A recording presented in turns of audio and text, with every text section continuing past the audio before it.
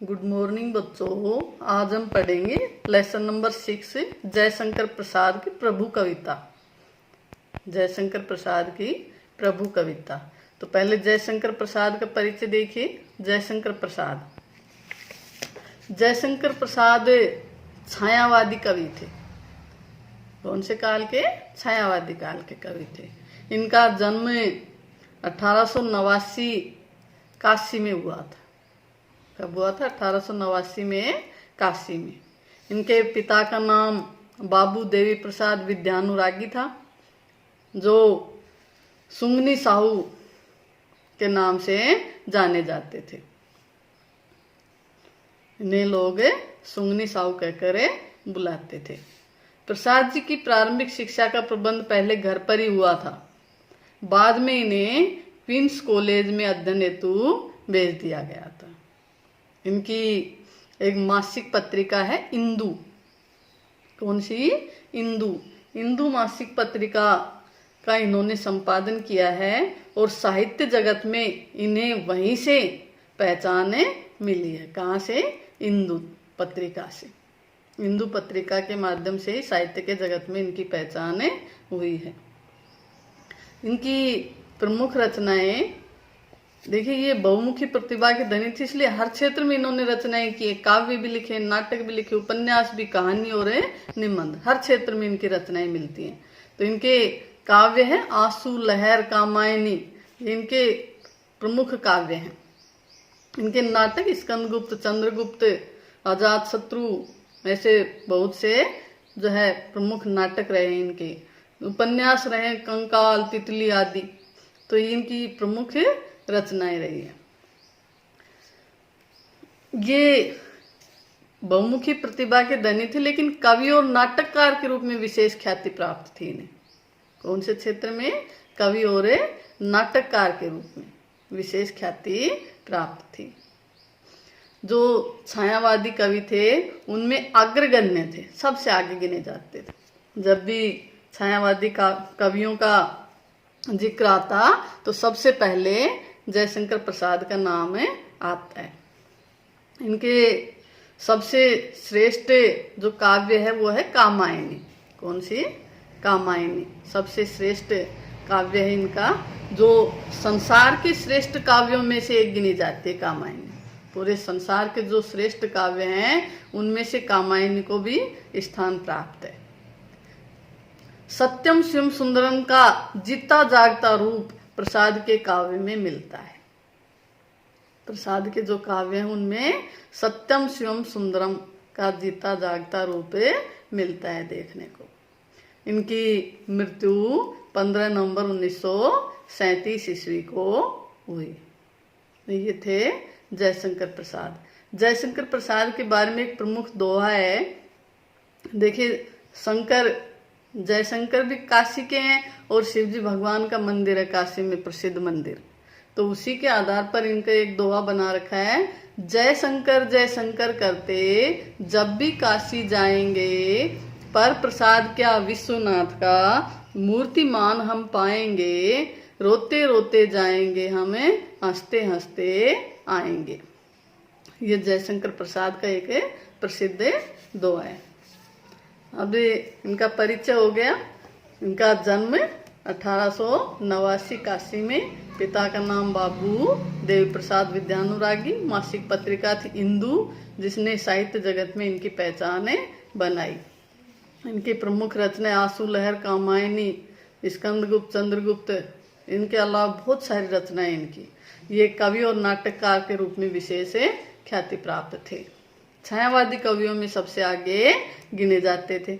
और इनका सर्वश्रेष्ठ काव्य कौन सा बताए? कामायनी, जो संसार के श्रेष्ठ काव्यों में गिनी जाती है। सत्यम शिवम सुंदरम का जीता जागता रूप प्रसाद के काव्य में मिलता है। और प्रसाद जी की मृत्यु 15 नवंबर 1937 ईस्वी में हुई। ये थे प्रसाद का परिचय। अब देखिए लेसन कविता कौन सी? प्रभु कविता। कौन सी कविता है? प्रभु कविता। अब प्रभु कविता जो इनकी है, इसके माध्यम से उन्होंने ईश्वर के प्रति अपनी भावनाएं व्यक्त की हैं और समझा है कि यदि ईश्वर को जानना है, ईश्वर की पहचान करनी है या समझना है आपको कि ईश्वर हमारे आसपास है, तो हमारे आसपास के वातावरण से ही उसके होने का अनुभव हो जाता है। जो चारों तरफ का वातावरण है उसी से उस ईश्वर के अस्तित्व का अनुभव हो जाता है। ये जो प्रभु कविता है ये इनके कानन कुसुम काव्य संग्रह से ली गई है। कौन से काव्य संग्रह से? कानन कुसुम जो काव्य संग्रह इनका, वहां से प्रभु कविता ली गई है।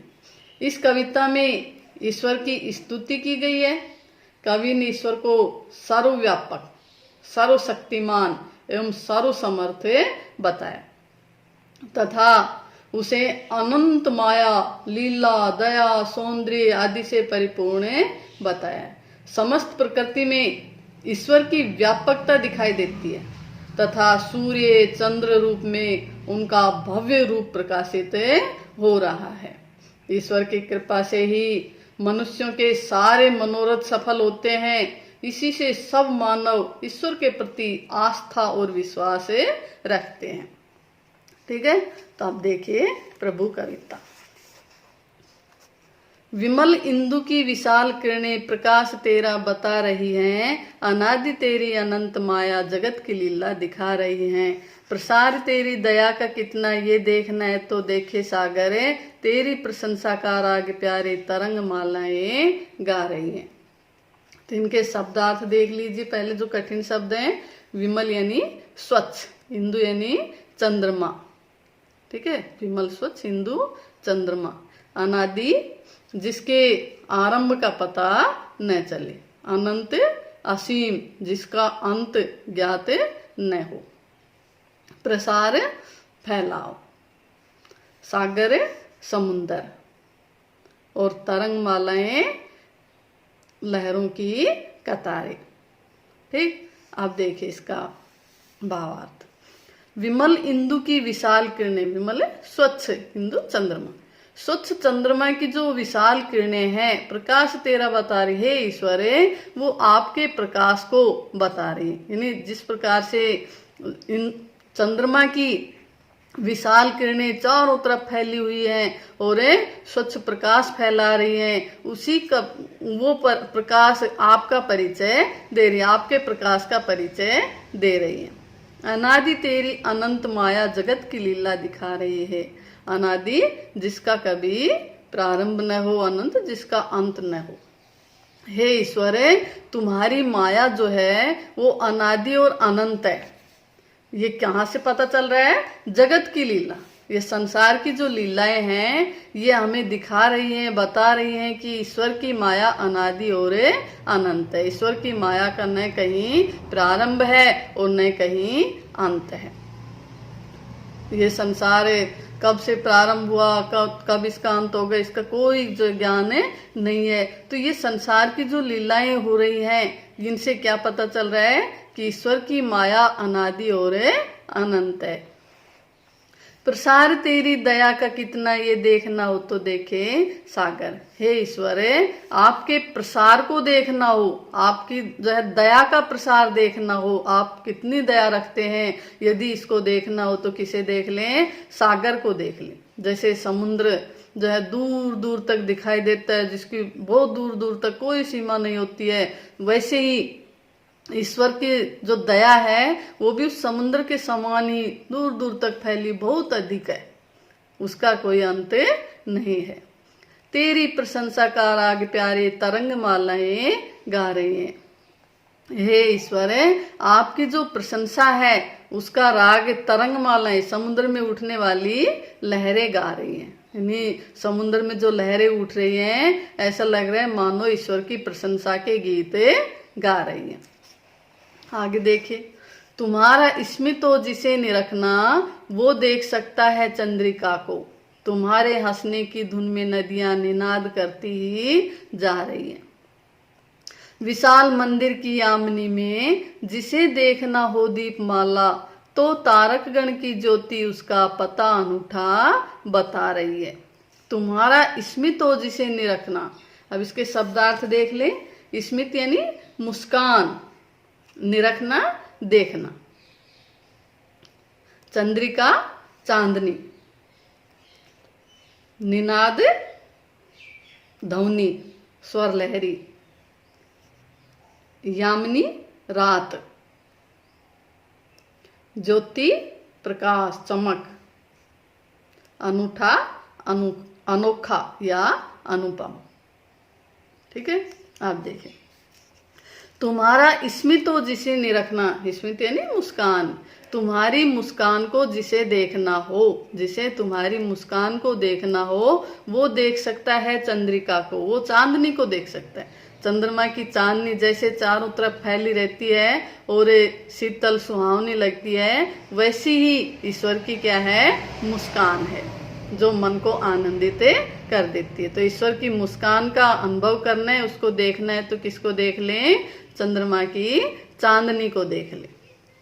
तो तुम्हारी जो मुस्कान है उसको देखना है तो चंद्रमा की चांदनी को देख सकते हैं, वैसी ही आपकी मुस्कान है। तुम्हारे हंसने की धुन में नदियां निनाद करती ही जा रही है, तुम्हारे हंसने की धुन में जो नदियां हैं वो निनाद कर रही है, स्वर लहरी कर रही है। नदियां जो बह रही हैं कल कल छल छल की आवाज में, वो जो कल कल छल छल की आवाज है, ऐसा लगता है कि वो क्या है, ईश्वर के हंसने की आवाज है। तो ईश्वर के हंसने की आवाज को सुनना हो तो नदियों की जो आवाज को सुन लीजिए। नदियां जो बहती हैं कल कल छल छल की आवाज करते हुए, तो उस मधुर ध्वनि को सुनने से ऐसा लगता है मानो कि भगवान हंस रहे हैं।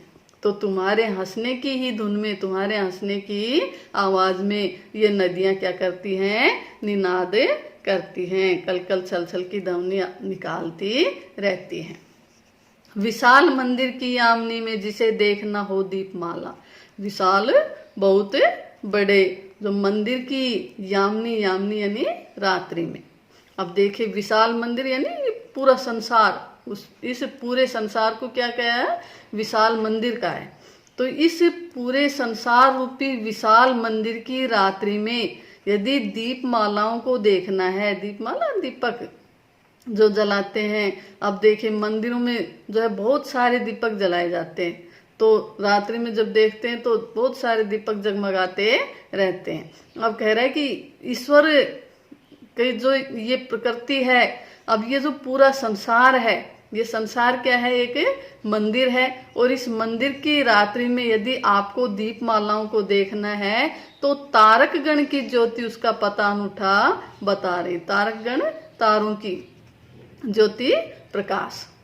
तो कह रहे हैं कि जो तारों का जो प्रकाश है वो उसका अनूठा अनुपम अनोखा पता बता रहे। यानी यदि रात्रि में जो है इस विशाल संसार रूपी मंदिर की रात्रि में यदि दीपमालाओं को देखना हो तो किसे देख लें, तारों को देख लें। ऊपर आसमान में जगमगाते हुए तारे, ऐसा लगता है ये पूरा संसार एक विशाल मंदिर है और जो तारे हैं वो जगमगाते हुए दीप मालाएं हैं। तो तारक गण की ज्योति उसका पता अनूठा बताए, तारों की ज्योति है, प्रकाश है, वो उसका अनुपम अनोखा पता बता रही है। ठीक है, आगे देखिए। प्रभु प्रेम में प्रकाश तुम हो, प्रकृति पद्मनी के अंशुमाली, असीम उपवन के तुम हो माली, धरा बराबर बता रही है। जो तेरी होवे दया दया निधि, तो पूर्ण होता ही है मनोरथ। सभी ये कहते पुकार करके, यही तो आशा दिला रही है। अब देखिए इसके शब्दार्थ देख ले। प्रभु प्रेम में प्रकाश तुम हो, प्रेम में प्रेम युक्त, प्रेम से युक्त। पद्मनी कमलनी, अंशुमाली सूर्य, असीम जिसकी कोई सीमा न हो, उपवन बगीचा, दयानिधि दया के भंडार, मनोरथ मन की इच्छा कामना चाहा। ठीक, अब देख। प्रभु प्रेम में प्रकाश तुम हो, प्रकृति पद्मनी के अंशुमाली। हे प्रभु आप प्रेम से युक्त प्रकाश हो, आप प्रेम से युक्त प्रकाश हो, यानी आप जो है प्रेम में प्रेम से भीगे हुए प्रकाश के समान हो। प्रकृति पद्मनी के अंशुमाली, आप इस प्रकृति रूपी कमलनी के सूर्य हो। देखिए जैसे सूर्य के उदय होने से कमल के फूल खिलते हैं, तो उनको कमल के फूलों को कौन खिलाता है? सूर्य। तो अब ये कह रहा है कि आप इस प्रकृति रूपी पद्मनी के अंशुमाली, प्रकृति क्या है?